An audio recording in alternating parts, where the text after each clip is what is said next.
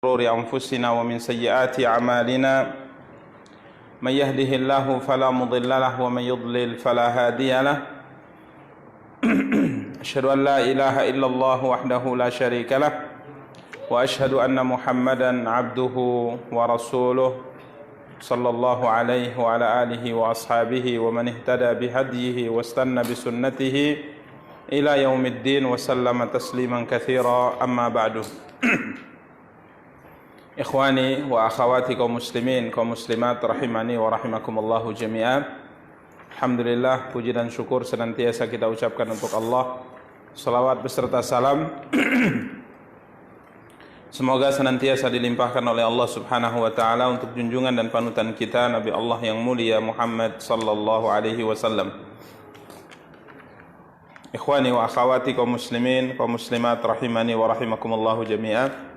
Pada kesempatan yang berbahagia kali ini, insyaallah taala kita akan kembali melanjutkan kajian dan pembahasan kita, mencoba untuk membaca kitab Riyadhus Shalihin karya Al-Imam Abu Zakaria Yahya bin Sharaf An-Nawawi rahimahullahu taala, yang pada pertemuan yang lalu kita masih membahas hadis ke-25 dari kitab Riyadhus Shalihin, hadis Abu Malik Al-Harith bin Asim Al-Ash'ari radhiyallahu ta'ala dalam pembahasan bab sabar,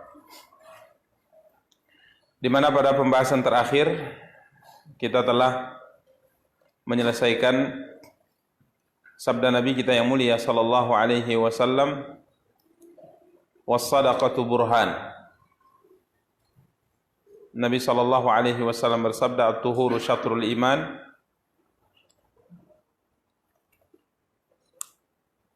at-tuhuru syatrul iman, walhamdulillahi tamla'ul mizan, wa subhanallahi walhamdulillahi tamla'ani atau tamla'u ma bainas samawati wal ard, was-salatu nurun, was-sadaqatu burhan. Nabi kita yang mulia sallallahu alaihi wasallam bersabda, salat adalah cahaya, sedangkan sedekah adalah burhan. Burhan adalah bukti, yang mana Syekh Ibnu Utsaimin rahimahullahu taala menjelaskan yang dimaksud dengan bukti di sini adalah bukti keimanan seorang kepada Allah, bukti adanya keimanan seorang hamba kepada Allah, bukti adanya keimanan seorang hamba tentang janji Allah Subhanahu wa taala. Karena dalam Al-Qur'an dan juga hadis Nabi kita yang mulia sallallahu alaihi wasallam banyak sekali disebutkan oleh Allah dan Rasulnya yang mulia alaihi salatu wassalam tentang keutamaan bersedekah. Allah berfirman, mathalul ladzina yunfiquna amwalahum fi sabilillahi kamathali habbatin ambatat sab'a sanabila fi kulli sumbulatin mi'atu habbah wallahu yudha'ifu liman yasha' wallahu wasi'un alim. Di dalam Al-Quran Allah Subhanahu wa taala memberi perumpamaan yang sangat indah tentang orang-orang yang bersedekah, menginfakkan hartanya di jalan Allah, bersedekah. Allah berfirman dalam surat Al-Baqarah ayat 261, mathalul ladzina yunfiquna amwalahum fi sabilillah, perumpamaan nafkah yang dikeluarkan oleh orang-orang yang menafkahkan hartanya di jalan Allah, kamathali habbah. Allah Subhanahu wa taala berikan perumpamaan bahwa harta yang dia keluarkan di jalan Allah tersebut serupa dengan sebutir benih, kata Allah. Yang mana sebutir benih ini, kata Allah, menumbuhkan tujuh bulir. Dan pada tiap-tiap bulir, kata Allah Subhanahu wa taala, ada 100 biji. Ya, jadi berapa kali lipat? 700 kali lipat, dilipat gandakan oleh Allah. Dan Allah Subhanahu wa taala tidak hanya menjanjikan ini, Allah melanjutkan firman-Nya, wallahu yudha'ifu liman yasha'. Ya, Allah Subhanahu wa taala akan melipat gandakan ganjaran bagi siapa yang Dia kehendaki. Jadi kadang-kala kelipatan sedekah yang kita sedekahkan di jalan Allah melampaui 700 kali lipat. Ini janji yang sangat luar biasa. Ya, dan Nabi sallallahu alaihi wasallam bersabda dalam hadis, perumpamaan orang bersedekah Ya, man tasaddaqa bisadaqah, barang siapa yang bersedekah dengan satu sedekah, ya, dengan harta yang halal, ya, sekalipun sedekahnya hanya sebesar kurma, hanya bersedekah dengan satu butir kurma, maka Allah Subhanahu wa taala akan menerima sedekah hamba tadi dengan tangan kanannya, dan Allah Subhanahu wa taala akan menjaga sedekah ini, mengembangkan sedekah ini di sisi Allah Subhanahu wa taala, sama seperti salah seorang di antara kalian menjaga dan merawat anak kuda yang dia miliki yang baru lahir, sehingga sedekah yang satu butir kurma tadi dikembangkan oleh Allah sehingga menjadi sebesar satu gunung besar. Ini janji yang sangat banyak seperti ini disabdakan oleh Nabi kita yang mulia sallallahu alaihi wasallam, difirmankan oleh Allah untuk memotivasi kita agar kita bersedekah. Maka tatkala ada orang bersedekah, dia keluarkan harta yang sangat dia cintai itu di jalan Allah, maka ini bukti, kata Nabi, kalau ia beriman. Bukti kalau dia percaya dengan apa yang difirmankan oleh Allah, dan bukti kalau ia percaya, kalau ia beriman dengan apa yang disabdakan oleh Nabi. Karenanya ikhwani kaum muslimin yang dimuliakan dan dirahmati Allah, pada pertemuan yang lalu kita sedikit singgung bagaimana para sahabat membuktikan keimanan mereka dengan sedekah mereka. Kita singgung kemarin sahabat terdepan Abu Bakar radhiyallahu taala. Tatkala Nabi SAW mengajak kaum muslimin untuk bersedekah di perang Tabuk, maka Abu Bakar pulang ke rumah dan membawa semua hartanya. Harta yang dia punya, uang yang dia punya, semuanya dia bawa. Kemudian tatkala Nabi SAW bertanya kepadanya, apa yang kau tinggalkan untuk keluargamu? Apa jawaban Abu Bakar? Taraktu lahumullaha wa rasulah. Aku tinggalkan untuk mereka Allah dan Rasulnya. Ada semua yang disedekahkan. Ini bukti keimanan mereka. Begitu juga dengan Umar bin Khattab, Abdurrahman bin Auf, Uthman bin Affan radhiyallahu taala, dan sahabat-sahabat Ansar dan yang lain, yang mereka berlomba-lomba untuk bersedekah. Ini menunjukkan keimanan mereka. Maka Nabi SAW mengatakan, wassadaqatu burhan, wassadaqatu burhan. Sedekah itu adalah bukti keimanan seorang hamba kepada Allah Subhanahu wa taala. Kita akan lanjutkan pembahasan hadis yang diriwayatkan oleh sahabat yang mulia Abi Malik Al-Harith bin Asim Al-Asy'ari radhiyallahu taala. Nabi kita yang mulia sallallahu alaihi wasallam bersabda, was-sabru diyaun. Was-sabru diyaun. Dan kesabaran itu adalah diya. Apa arti diya? Pelita. Iya. Kalau salat cahaya. Diya pelita. Apa perbedaan antara keduanya? Cahaya dan pelita, apa perbedaannya? Cahaya dari sumber sendiri. Kalau pelita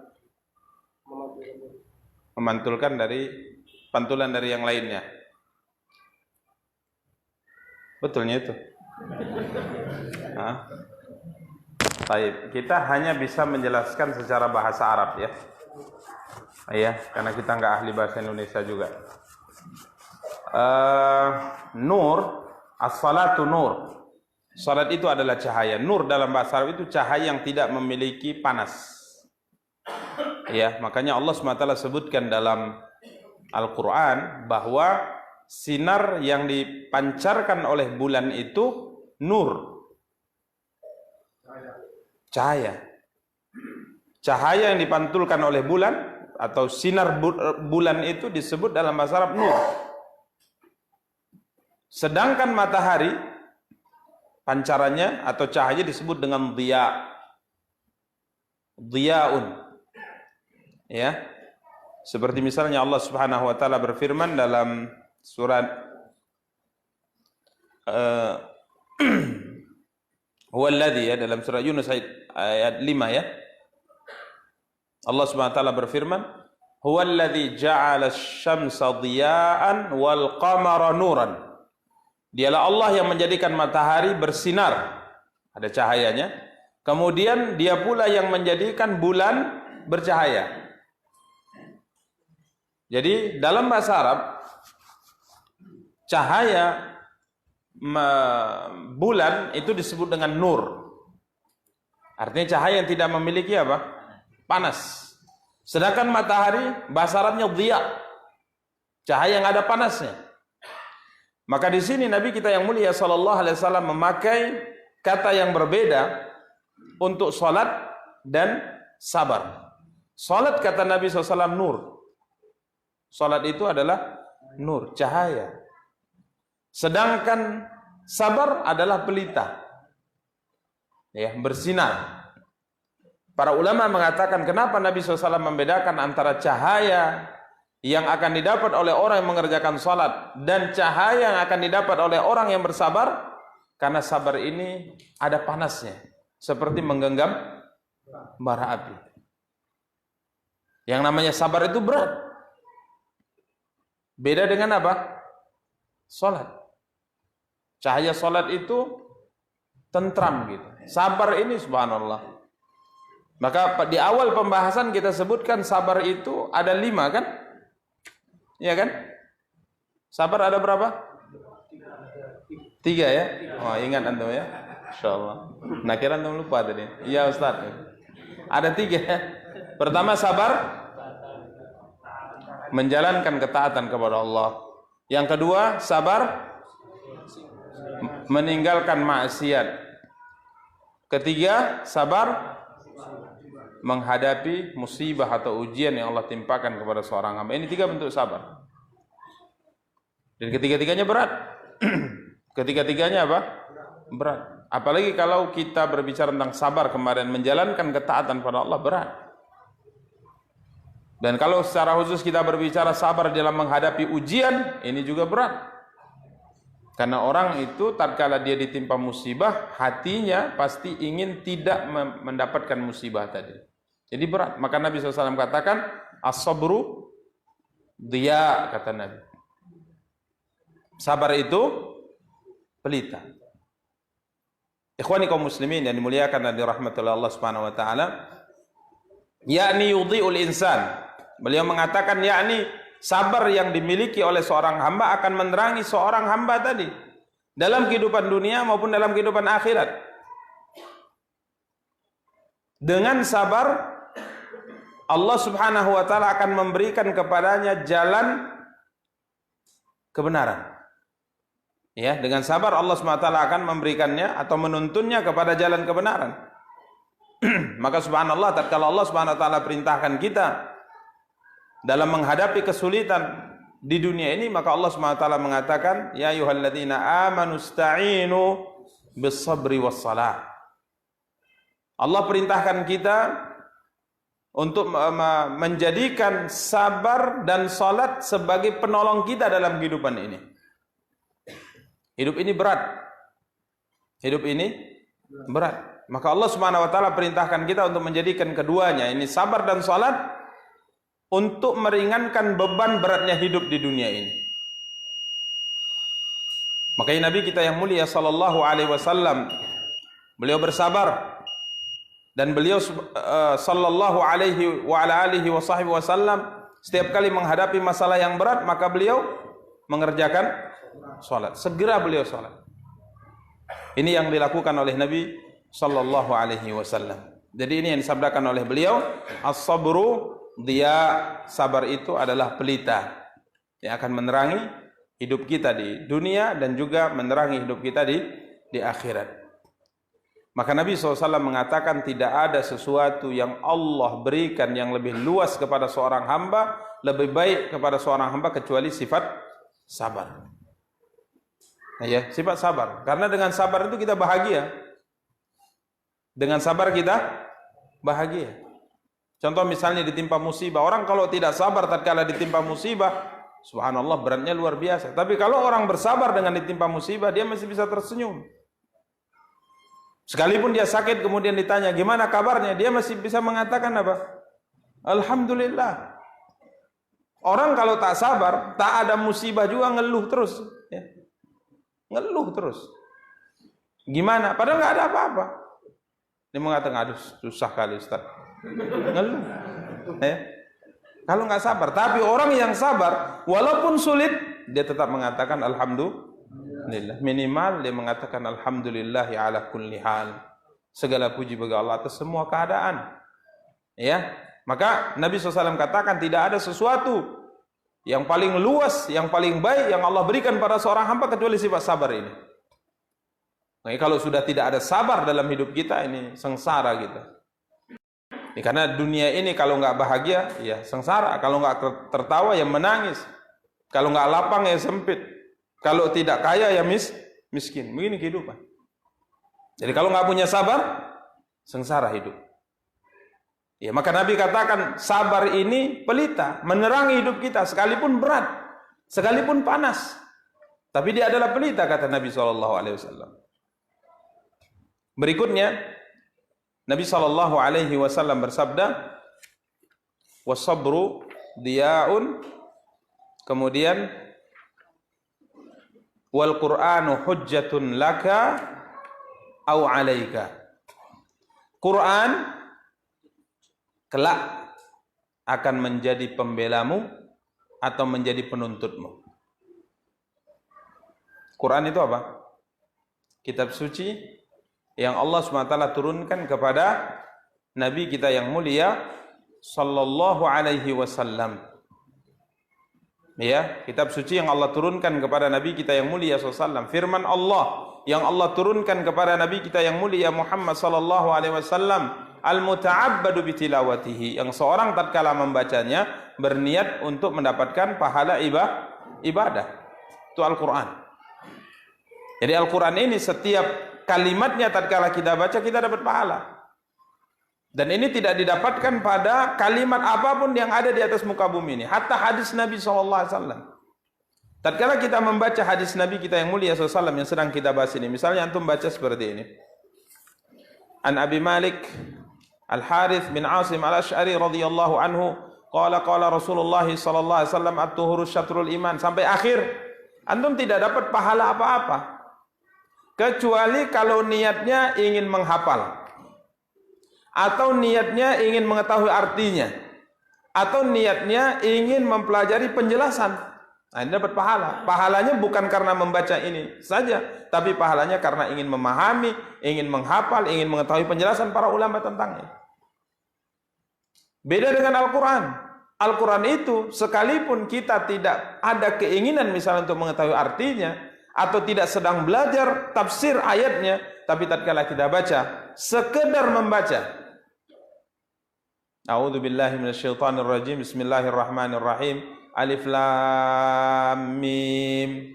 Dzalikal kitabu la raiba fihi hudal lil muttaqin. Sekedar baca tanpa ingin mengetahui artinya, tanpa ingin mengetahui penjelasan tafsir para ulama tentang ayat itu, Anda sudah dapat pahala per hurufnya 10 pahala. Itu Al-Quran. Muta'abbad bitilawatihi. Luar biasa Al-Quran ini. Ya. Maka Quran ini yang Allah Subhanahu, firman Allah yang Allah turunkan kepada Nabi kita yang mulia sallallahu alaihi wasallam adalah kitab suci yang mulia, bahkan mukjizat terbesar yang Allah turunkan, yang Allah berikan kepada siapa? Nabi SAW. Tidak ada mukjizat terbesar yang Allah berikan kepada beliau kecuali Al-Quran.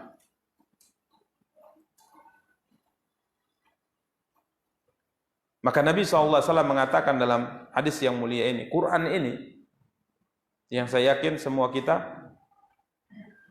memilikinya, bahkan lebih dari satu. Ya, semua kita punya Quran ini dan lebih dari satu.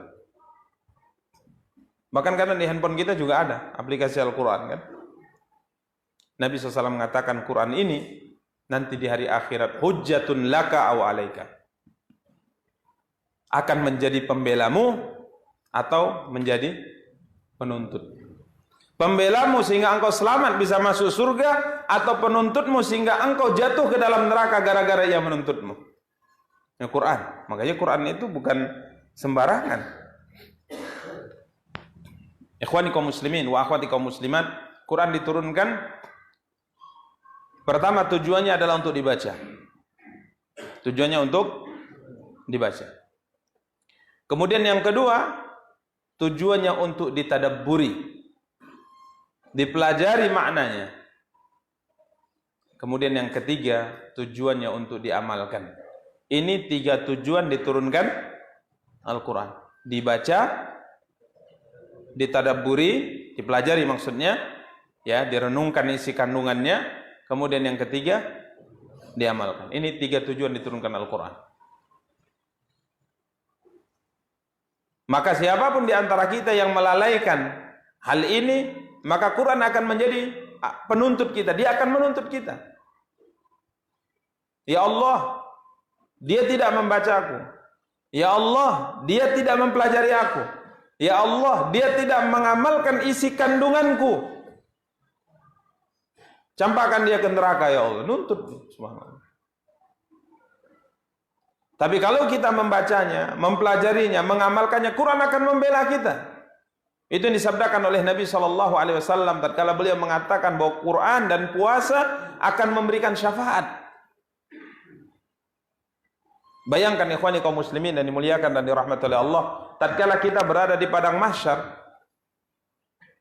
kemudian amal kita ditimbang, sebagaimana kita jelaskan pada pertemuan yang lalu, ditimbang amal kita. Kiranya yang paling berat dari amal kita adalah keburukan. Maka Allah Subhanahu wa taala menetapkan dalam Al-Qur'an, fa amma man khaffat mawazinuhu fa ummuhu hawiyah wa ma adraka ma hiya narun hamiyah. Yang lebih berat amal keburukannya masuk neraka, kata Allah. Dalam posisi seperti itu Quran datang membela kita. Dia mengatakan, ay Rabb, mana'tuhun nauma bil laili fasyafi'ni fi. Wahai Rabbku, sesungguhnya aku telah menghalangi dia tidur nyenyak di malam hari gara-gara membacaku. Ya Allah, izinkan aku membela dia. Allah mengatakan silahkan bela dia. Maka akhirnya kita dibela dan dimasukkan dengan sebab syafaat Al-Quran ke dalam surga. Yang tadi diputuskan neraka, Quran bela kita, masukkan kita ke dalam surga. Ini Quran. Makanya ikhwani kaum muslimin yang dimuliakan dan dirahmati oleh Allah, tantangan untuk melakukan 3 tujuan diturunkan Al-Quran ini sangat berat. Membacanya, mempelajarinya, mengamalkannya. Membacanya, mempelajarinya, dan mengamalkannya. Kalau membacanya kadang-kadang musiman kita, ya kan? Adalah bacanya minimal di sholat 5 waktu. Itu pun Al-Kautsar, inna a'tainakal kautsar dengan kulhu. Itu pun kadang 1 rakaat separuh pula tuh. Inna a'tainakal kautsar shalli rabbika wanhar, Allahu akbar katanya. Waduh, kelewatan ya.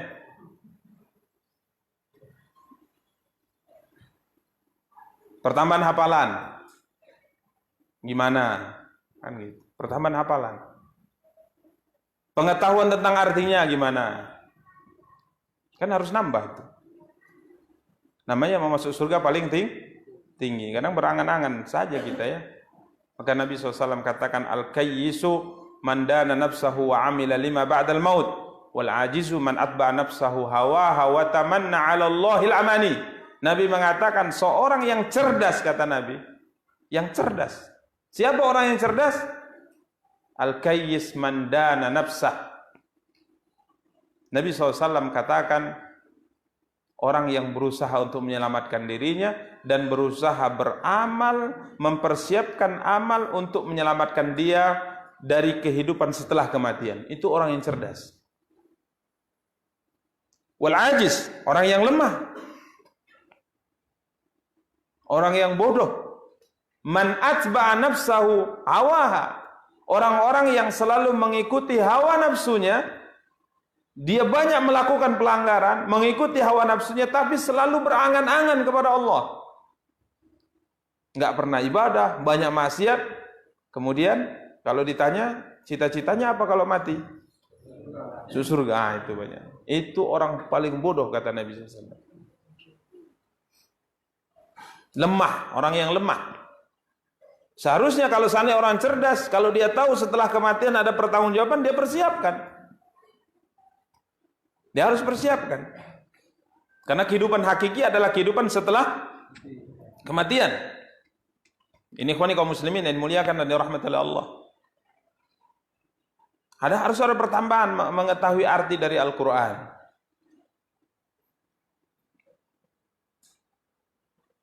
Masa sudah mulai beruban rambut kita, ghairil maghdubi alaihim saja nggak tahu artinya. Udah beruban. Ghairil maghdubi alaihim nggak tahu artinya. Harus belajar artinya. Quran terjemah banyak. Buku-buku tafsir juga sudah banyak diterjemahkan. Hari ini sebenarnya hari yang tidak ada uzur orang tidak belajar. Kita mau belajar sekarang semuanya subhanallah. Ada. Mau belajar apa tuh? Belajar tafsir, belajar hadis, semuanya ada. Tinggal apakah kita mau atau tidak. Ini Al-Quran hujjah laka. Quran di hari kiamat nanti menjadi hujjah. Artinya yang akan menuntutmu. Ya hujjatun laka aw alaik. Artinya dia akan membelamu atau dia akan menuntutmu. Maka perhatikan Al-Quran. Maka beliau mengatakan, idza ahantal Quran, kalau seandainya engkau menyia-nyiakan Al-Quran, engkau tidak membacanya, engkau tidak berusaha memahami maknanya, engkau tidak berusaha mengamalkannya, menunaikan kewajiban tentang Al-Quran, maka Al-Quran kelak akan menjadi penuntutmu pada hari kiamat. Namun jika seandainya engkau membacanya, engkau berusaha memahami maknanya, engkau berusaha menjalankan aturan-aturannya, ya, menjauhi larangan-larangannya, engkau muliakan dia, maka Quran akan menjadi pembelamu nanti di hari kiamat. Ini ikhwani kaum muslimin wa akhwati kaum muslimat yang dimuliakan dan dirahmati Allah. Maka kembalilah kepada Quran kita. Kembalilah, ya, baca, pelajari, pahami maknanya dan amalkan isi kandungannya. Ini ikhwani kaum muslimin yang dimuliakan dan dirahmati Allah Subhanahu wa taala. Kemudian poin yang terakhir yang disabdakan oleh Nabi SAW dalam hadis Abi Malik Al-Harith bin Asim Al-Ash'ari radhiyallahu taala anhu ini, Nabi kita yang mulia sallallahu alaihi wasallam bersabda, kullun nasi yaghdu, kullun nasi yaghdu, faba'i'un nafsahu famu'tiquha aw mubiquha. Semua manusia, kata Rasulullah sallallahu alaihi wasallam, yaghdu. Apa arti yaghdu? Yaghdu artinya berjalan di waktu pagi. Ya, ada dua istilah. Ya. Yaghdu dengan yaruh. Dalam bahasa Arab, yaghdu itu berjalan di waktu pagi. Yaruh berjalan di sore hari. Nabi kita yang mulia sallallahu alaihi wasallam menceritakan keadaan kita sebagai seorang manusia. Yang semua kita, kata Nabi sallallahu alaihi wasallam, yaghdu, semua kita berjalan ke depan. Enggak ada yang jalan mundur kan? Setiap manusia, kata Rasulullah SAW, setiap harinya melanjutkan perjalanan. Perjalanan kemana? Menuju akhirat. Enggak ada yang belajar mundur. Allah berikan kepada kita jatah umur 70 tahun, perharinya kita maju terus ke depan. Menjauh dari hidup kita dan mendekat kepada kematian. Ini hakikat hidup kita diceritakan oleh Nabi. Semua manusia setiap hari terus berjalan ke depan, mendekati ajalnya. Disadari atau tidak? Per menitnya, per jamnya, per harinya, per pekannya, per bulannya, per tahunnya, kita terus berjalan ke depan mendekati ajal kita. Ini disadari atau tidak seperti itu keadaan. Dan yang sudah lewat tidak ada yang kembali. Berapa umur kita? Misal 30 tahun. Misal 40 tahun. Misal 50 tahun. Kalau jatahnya 70 tahun tinggal berapa?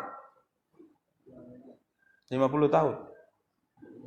20 tahun. Itu kalau sampai 70. Ini bukan nakut-nakuti. Ya, tapi beginilah gambaran hidup kita. Nabi SAW mengatakan semua manusia, semua mereka, kata Rasulullah SAW, melanjutkan perjalanan hidupnya. Tidak ada yang berhenti, nggak ada. Apalagi mundur, semuanya maju ke depan. Faba'i'un nafsahu. Semua mereka maju ke depan mempertaruhkan hidupnya. Menjual dirinya, mempertaruhkan hidupnya. Ini kita semua. Ini perjuangan. Ya, maka selalu para ulama kadang kita baca penjelasan mereka, kalau seandainya Allah SWT berikan kepada kita pilihan hidup atau tidak hidup, kira-kira antum pilih mana? Hah? Pilih nggak hidup. Karena beban berat. Karena kita terus maju ini, dilahirkan terus maju ke depan. Ujungnya itu cuma dua, kalau nggak surga, neraka. Ini bahayanya. Nggak ada di tengah-tengah. Kalau Allah pilihkan mau hidup atau tidak, kita pilih nggak mau hidup. Karena apa berat? Iya, kalau kita selamat masuk surga. Bagaimana kalau masuk neraka? Sengsara dengan siksa yang tidak kita bisa bayangkan. Dan itu nyata. Cuman Allah buat gaib supaya yang selamat memang benar-benar berhak untuk selamat. Gaib dia. Nabi hanya ceritakan. Siksa yang paling ringan dipakaikan 2 buah trompa dari api neraka, atau diperintahkan untuk memijak 2 buah bara api dari api neraka, menggelegak otaknya. Kalau posisi teratas saja hancur, bagaimana posisi yang paling dekat dengan bara tadi? Jadi jangan membayangkan pijak, menggelegak otaknya saja. Ininya enggak, hancur semuanya. Itu kalau bara apinya. Bagaimana kalau apinya? Itu digambarkan oleh Nabi SAW dalam keadaan gaib, supaya yang selamat nanti adalah orang-orang yang memang benar-benar ingin selamat. Jadi semua kita maju ke depan ini, berjalan ke depan, berlalu 10 tahun, berlalu 15 tahun dari umur kita, berlalu 20 tahun, berlalu 25 tahun, berlalu 30 tahun, 35, 40, 45, 50, 60, 70, game selesai. Ujungnya kemana? Sudah selesai. Ini kesempatan diberikan oleh Allah SWT. Makanya ikhwani kaum muslimin dan dimuliakan dan dirahmati Allah, hidup ini bukan sekedar permainan. Hidup ini benar-benar hakiki yang harus kita persiapkan untuk selamat. Karena kehidupan yang kekal abadi bukan di sini, tapi di mana? Di akhirat. Cepat lambat di sini akan kita tinggalkan. Ini yang dikatakan oleh Nabi, kullun nasi yaghdu fabai'un nafsahu. Semua kita menjual dirinya, mempertaruhkan jiwanya dalam kehidupan ini. Ada di antara manusia yang mu'tiquha, ada di antara manusia yang mubiquha, ada di antara manusia yang berhasil dalam kehidupan ini membebaskan dirinya, dan ada di antara manusia yang tidak berhasil sehingga mencelakakan dirinya. Tidak berhasil. Ada yang berhasil, ada yang tidak berhasil. Siapa yang berhasil? Yang menjalankan aturan Allah. Siapa yang berhasil? Yang menjauhi larangan Allah. Siapa yang berhasil dalam perjuangan ini, dalam perjalanan menuju negeri akhirat ini, yang memperhatikan kewajiban, yang menjauhi yang diharamkan oleh Allah, ini yang berhasil. Sedangkan yang tidak memperhatikan ini sengsara, tenggelam. Khususnya orang-orang kafir.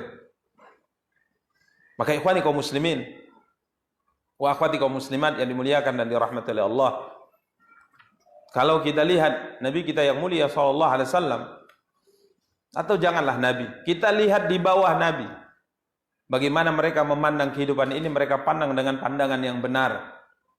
Kalau kita ini masih salah mandangnya. Kadang-kadang sekali benar, sesekali salah. Kadang-kala lebih banyak salahnya daripada benarnya. Kadang benarnya itu kalau terpaksa. Sudah terpaksa kali, tidak ada jalan atau tidak ada solusi, sudah mentok, baru kita tahu beginilah hakikat kehidupan. Tapi kalau para sahabat, mereka punya kesempatan itu ada, tapi mereka tidak lupa. Maka ikhwani kaum muslimin wa akhwati kaum muslimat yang dimuliakan dan dirahmati Allah, ini yang diingatkan oleh Nabi kita yang mulia sallallahu alaihi wasallam, bahwa semua kita mempertaruhkan dirinya, maju ke depan, menjauh dari jatah umur kita, mendekat ke ajal kita. Cepat atau lambat pasti kita akan sampai ke ajal itu. Ada di antara kita yang berhasil menyelamatkan dirinya, ada di antara kita yang tidak berhasil, sehingga ia binasa, sengsara di hari akhirat, waliyadzubillah. Ini ikhwani kaum muslimin wa akhwati kaum muslimat yang dimuliakan dan dirahmati oleh Allah, hadis yang disebutkan oleh Al-Imam An-Nawawi rahimahullah dari hadis Abi Malik Al-Harith bin Asim Al-Ash'ari radhiyallahu taala an. Ya, di mana secara umum Nabi SAW berbicara tentang keutamaan bersuci. Nabi katakan separuh dari iman, dan kita sudah jelaskannya apa makna separuh iman. Kemudian Nabi SAW yang kedua bersabda tentang keutamaan beberapa bentuk zikir kepada Allah. Seperti kalimat alhamdulillah, subhanallah dan digabungkan dengan alhamdulillah akan memenuhi timbangan atau memenuhi antara langit dan bumi. Kemudian Nabi bersabda tentang masa keutamaan salat, keutamaan sedekah, keutamaan sabar. Kemudian Nabi mengajak kita untuk memperhatikan Al-Quran. Yang mana Al-Quran kita sudah jelaskan diturunkan untuk 3 tujuan ini. Untuk dibaca, untuk ditadabburi, dipahami artinya, makna, tafsirnya. Kemudian yang ketiga untuk diamalkan. Kemudian Nabi menceritakan tentang hakikat kita semua. Hidup di atas muka bumi ini semua kita maju, berjalan ke depan. Mendekati ajal kita. Ya, mempertaruhkan hidup kita semua. Ada di antara kita yang mampu kemudian membebaskan, menyelamatkan dirinya, ada di antara kita yang membinasakannya, ya. Maka ikhwani kaum muslimin, ingat dan perhatikan aturan-aturan Allah Subhanahu wa taala, karena siapa di antara kita yang berhasil beribadah di atas muka bumi ini, maka ia akan selamat di akhirat. Siapa di antara kita yang tidak beribadah kepada Allah, maka kita akan sengsara di akhirat. Kemudian hadis ke-26. Berapa menit lagi? 6 menit lagi. Kayaknya tidak cukup ya. Insyaallah hadis ke-26 ini kita akan bahas pada pertemuan yang akan datang, di mana hadis ini menceritakan tentang kedermawanan Nabi kita yang mulia sallallahu alaihi wasallam.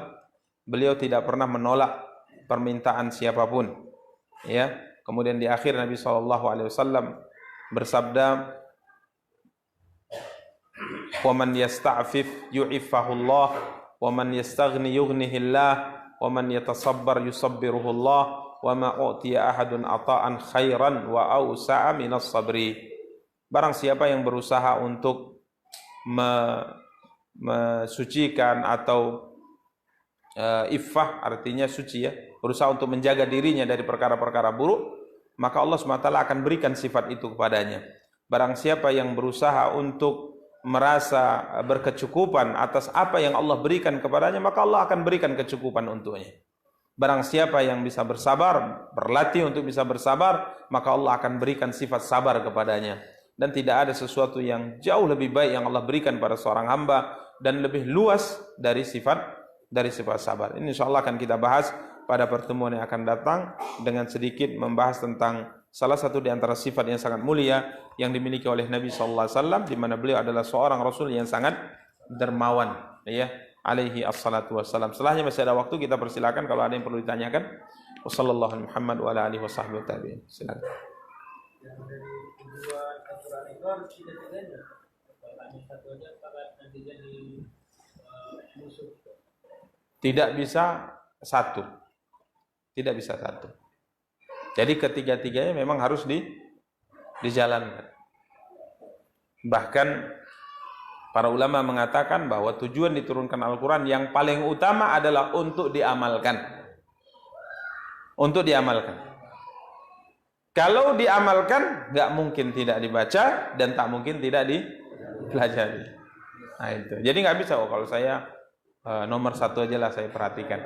Baca saja, memahaminya enggak, ngamalkan juga enggak, sengsara. Atau saya ngamalkan tapi enggak baca, enggak mempelajari, gimana gambarannya? Nah, gitu. Makanya yang paling utama kata para ulama adalah untuk diamalkan. Ya, maka tiga tujuannya harus diperhatikan. Makanya para sahabat radhiyallahu ta'ala mereka melakukan tiga-tiganya. Mereka baca, mereka pahami, pelajari, kemudian mereka apa? Mereka amalkan.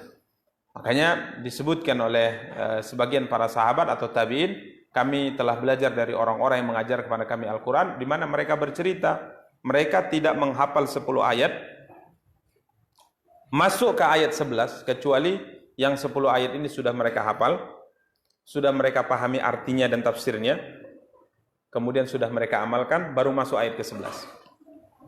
Kalau kita kan enggak. Ngapal aja, tapi memahaminya tidak ada, ngamalkannya tidak ada. Walaupun kita katakan ini masih mending dibanding ngapal tidak, belajari tidak, apalagi ngamalkannya. Maka ya ini saya katakan tadi, coba berusaha untuk memahami arti dari ayat-ayat yang biasa kita baca. Kita pahami artinya. Inna a'tainakal kautsar fashalli li rabbika wanhar inna syani'aka huwal. Coba pahami artinya. Baik, ada sebahagian dan ini Masya Allah bagus ya. Ini bagus. Semangat belajar tajwid. Ini bagus, bagus. Tapi kita lihat dari para ulama kita, belajar tajwid. Diperhatikan ini.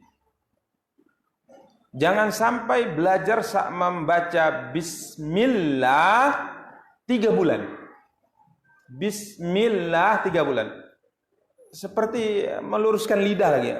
Kata saya, oh belum. Ulang lagi. Belum. Ulang lagi. 3 bulan bismillah aja. Sesusah itukah belajar tajwid? Nah ini coba diperhatikan. Ya kita orang ajam, mau lidah ini mau disamakan Syekh Abdurrahman Sudais nggak akan sama itu, nggak akan sama. Ya, nggak akan sama. Jadi artinya jangan terlalu berlebihan. Jangan terlalu apa? Berlebihan. Di sini bukan berarti ya kalau gitu asal-asalan, bukan. Seperti orang baca bismillah, bukan. Tapi kalau itu kan sudah cukup bagi orang kita Indonesia. Jadi jangan sampai bismillah saja 3 bulan. Lalu sampai ghairil maghdubi waladdallin 1 tahun. Belajar artinya kapan? Coba perhatikan. Ini lagi banyak orang semangat belajar apa? Tajwid. Tapi jangan lupakan artinya. Tafsirnya jangan lupakan. Kadang-kadang berlebihan. Ini satu faedah yang kita dengar langsung dari ceramah Syekh Shalih Al-Utsaimin hafizahullah taala, boleh ingatkan. Ya. Sehingga harus betul-betul apa?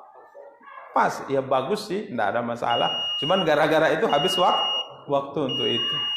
Kita banyak yang harus kita perhatikan dan kita pelajari ya. Jadi 3-3-nya harus ya. Membacanya sesuai dengan makhraj dan tajwid.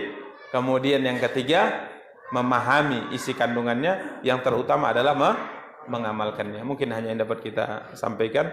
Kita cukupkan. Subhanakallahumma bihamdika asyhadu an la ilaha illa anta astaghfiruka wa atubu ilaika. Wassalamualaikum warahmatullahi wabarakatuh.